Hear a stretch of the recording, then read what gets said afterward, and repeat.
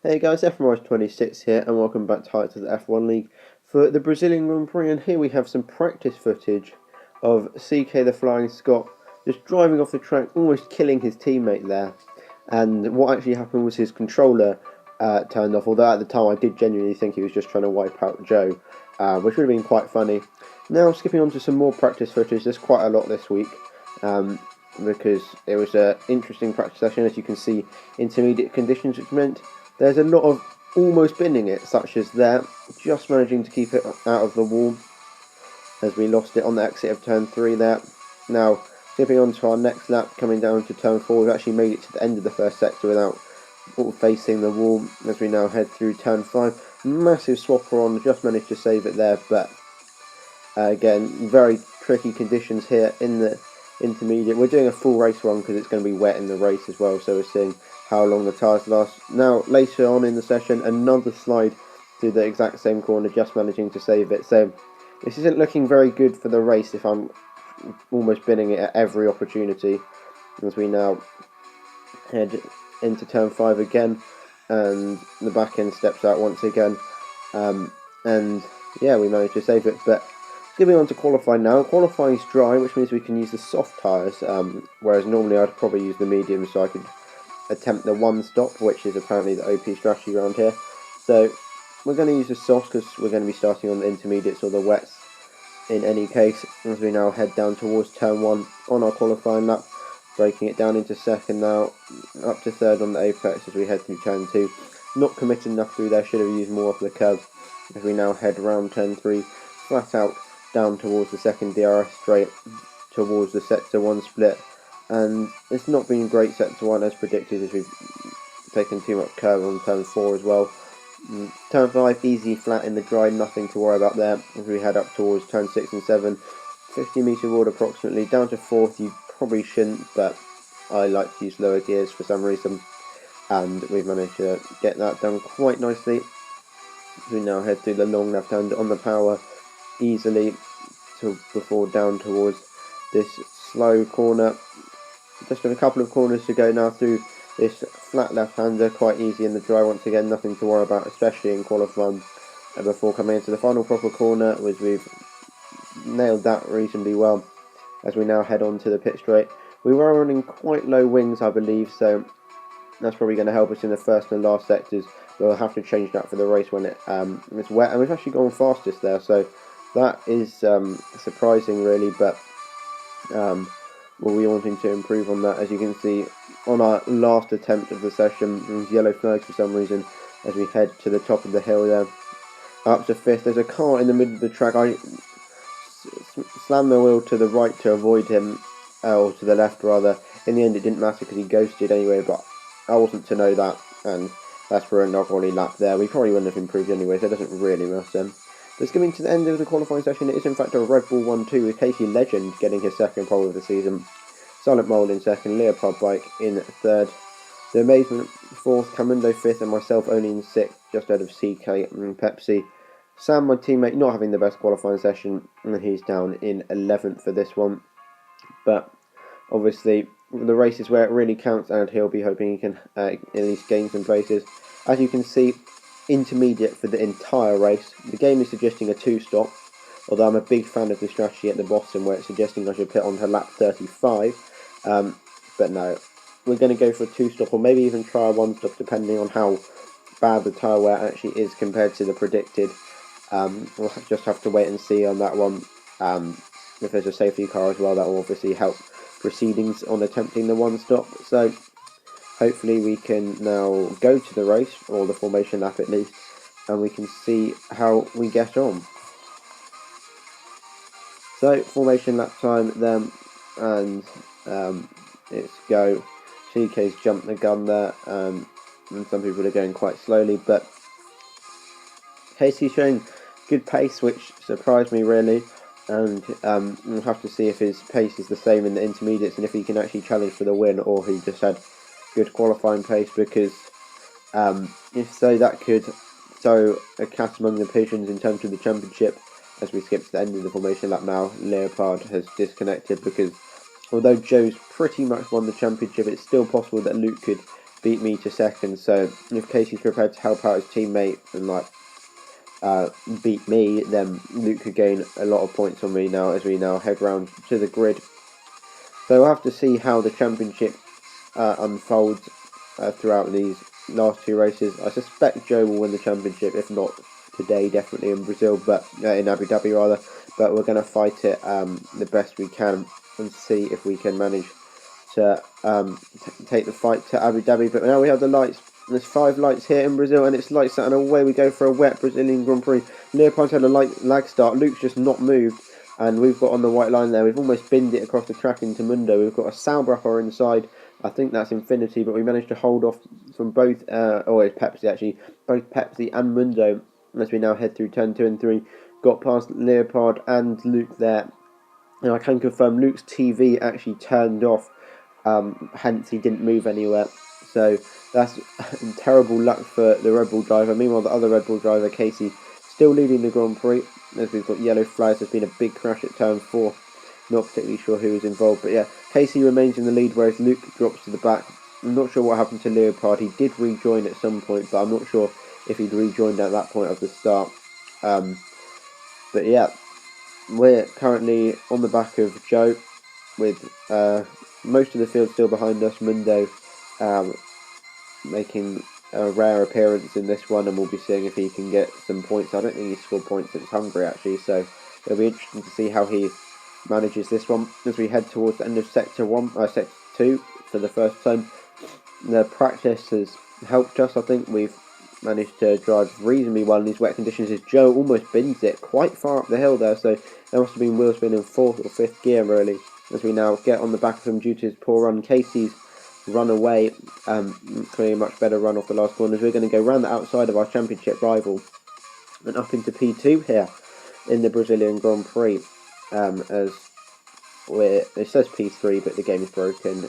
We are actually in P2, so I apologise for that one. But yeah, Casey looking quite good here, so it'll be interesting to see if his paces are the same throughout the race or if he's just had a good start. And Joe and I battling his. He can get away, but if not, maybe we could be seeing a proper fight for the win here, or Casey could just completely run away with it. He hasn't won a race yet this season, but he did win this race in Brazil back in season 3, I believe, where I actually finished second on that race as well. So it's looking pretty good for both Jameses at this point, as we're trying to change our wing angle and we bottled it there. We were concentrating too much on our wing angle that we didn't straighten the steering up enough, which meant that we ran wide on that curb there on the exit of the long left-hander. Lost the back end, was lucky not to bin it, but we've given the position straight back to Joe there, which isn't really ideal, but at least we weren't in the wall and facing no front wing. But that does now mean that we have to defend from Mundo, which is not going to be easy because he's a very quick driver, especially when he practices, which I don't think he does much of for the F1 league, to be honest, as we obviously set a personal best, even though we were facing the wall, because it wasn't from a standing start. We run very deep into turn 1 there, missing our braking point. Taylor the Vol's run even deeper, and he's decided turn 2 doesn't really exist, as Pepsi's now trying to go around the outside, so it's getting pretty chaotic behind us, but we hold on for P3, and Mundo holds on to P4 for the moment. As we now skip to lap number 6, not much has happened, and now we've set the fastest lap, so that's good. Our pace was actually surprisingly good, able to keep up reasonably well with Joe. Mundo's pace also is pretty good, as he's still sticking right behind us. Casey's actually looking the hot favourite to win this race at the moment. As you can see, he's a couple of seconds ahead of Joe. Getting to lap 8 at the end of lap 7, we haven't had a good lap. Joe's gained us. Mundo's set the fastest lap. He's charged up the inside. No way he's making the corner. He's barred just wide there. I decide that turn 2 isn't going to exist. And obviously we've got an illegal overtake for that, which we're going to have to give back as we head on to the straight there. But yeah, that was quite poor driving from Mundo, to be honest. Obviously, I think he would have given the place back if I hadn't got the illegal overtake, but oh well. Skipping to lap 9 now, we've run quite deep into turn 1, but not quite into Mundo. Meanwhile, Jork has come out of nowhere and is now also in this fight for the podium. I may point out that on Sam's screen, everyone got a lag start, so he reacted and jumped the start, so that's not ideal for him, as he's right at the back with Hamilton fans, so that's not going to be fun for him. Meanwhile, Mundo has made a mistake at turn 4 there, just slid out wide, and that's relinquish the position to both myself as Jork as we get a bit of oversteer through turn 5, but nowhere near as bad as we were getting in practice, as now we have a virtual safety car for some reason or other, which is obviously going to help us maintain the tyres for the one stop if we want to do it. I may point out that Casey is actually suffering with too much tyre wear, and I don't think he's going to be able to do the one stop as the virtual safety car is ending at the worst time possible as we head through turn 3 here at the start of lap 10, I believe. So yeah, Casey's looking like it'll be difficult for him to do the one stop as we now skip on to later on lap 12. CK just casually parked at the side of the track. Him and Grumpy Alarm basically gave up in this race as far as I can tell, and they went on the dries at one point, so you'll see more of them as the race progresses. Meanwhile, Casey's coming to the end of the pits at come into the pits at the end of lap 13, so that pretty much nails down a 2-stop for him, which means that this is now the net race order. Joe is in the lead and myself in second, and for me to take the title fight to Abu Dhabi, I need to beat him, but at the moment we're 3.4 seconds behind as we now have another virtual safety car here on lap number 15. So, again, too early to pit, and the virtual safety car came out at a poor time anyway, because as you can see it's now ending as we're in the middle of sector 2, as we've actually managed to nail the exit there. We gained a bit of time on Joe from that, so that's good. Trying to hunt him down here as we now skip to lap number 16, heading down towards turn 1, and I'm not actually sure what's going on here, and there's another CK, the Flying Scot.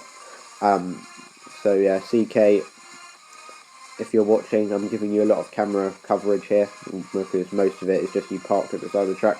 Now skipping on to lap 19, Jork's come into the pits at the end of the last lap of CK again. We've lapped him for a third time. But yeah, Jork came into the pits at the end of lap 18 for the undercut. Joe and I taking the advantage of the virtual safety car to do the extra lap on lap 19. Casey set the fastest lap, so he's going to be miles ahead, but you must remember he does have to make an extra stop, so it's looking pretty good for me and Joe at the moment, but I need to beat Joe, as mentioned, to take the title fight to Abu Dhabi as we now head into the pit lane, breaking it down to 50. We pretty much nailed that. Joe and I both into the pits, but what happened was that Sam came into the pits at the end of lap 18, and because he's almost lapped as Casey sets the fastest lap again, the pit crew are not ready for me because they're useless, and they've waited for a second or so and had a 4.1 second stop, so the Haas team are all getting fired. I'll not be remaining at Haas for the next season, I'm pretty sure. Casey's gone past. Obviously Joe's gained some more time on us. I think he had a 2.9 second stop or something. So he's gained a second or so on us, but we've just about managed to maintain it ahead of Jork, so that's good. We don't have to battle with him, and hopefully we can make our way after Joe now to fight for what is effectively the lead. As you now skip on to later on in the race, CK's now given up. He's done the jump and he's in the wall there, so we won't be seeing any more of CK. He provided great entertainment in the party and on the track, but his participation in this race is now over. As we skipped another lap later, I think lap 25 now, and we've got yellow flags again as Luke's just parked in the middle of the track there. I'm not particularly sure what he was doing. He'd also given up on this race at this point. So that's pretty much secured second in the championship for me. With now Katie Legends in the pits at the end of lap 26 to do a 10-lap stint to the end on the intermediate tyres. So it'll be interesting to see how good his pace is and if he's able to catch up to us. And if so, whether he can get past, because obviously no DRS. The slipstream glitch is probably a thing, as well, as the gap is 2.8 to Joe now at the start of lap 30. So at this point I'll start pushing. I'm like, let's go for it. I haven't really got anything to lose apart from a wheel. Luke's out the race, so championship second place is pretty much secured. So we're going to start pushing as we've got the gap down to 2.2 by the end of lap 32. So at this point I'm thinking, sure, let's give this a go. We'll see if we can catch him. I very much doubt it, but we might as well try. And I had the pace. If I started pushing earlier, I reckon I could have done this, as we set a personal best at the end of lap 34 there. The gap now down to 1.5 with 2 laps to go. And this is possible. We're going to definitely be in the slipstream on the last lap, if it still exists, which, let's be real, it probably doesn't. So maybe we can actually win this race, but unfortunately, lap 36 rolls around and we haven't quite caught him. We're on another personal best here, right behind the back of the Renault. Casey did catch us up and he's just got past short on the last lap to deprive the Manor of the podium here, but it wasn't to be for us. Joe comes across the line to win the race and the championship here. Congrats to him. It's second place for us and a personal best on the last lap there, but Joe's championship is now unassailable, 34 points ahead due to that win there. If we'd won it, we would have taken it to Abu Dhabi, but unfortunately not to be. And that means that Joe is the champion of the F1 League Season 5. The Constructors' Championship goes to Abu Dhabi. We still have a very, very outside shot at that one, but I doubt it, to be honest. So yeah, full results on screen now. Joe taking the win, myself in second, Casey in third, and Jork in fourth. The top four miles ahead of the rest of the field. Leopold managed to fight back to fifth despite his issues earlier in the race, with Pepsi in sixth and Jordan Gibbs in the seventh. But yeah, that's been it for today, guys. Not the most exciting race, not too much on-track action, but still the potential for a battle for the lead all the way to the finish. I'll see you next time for Abu Dhabi. Thanks for watching. Goodbye.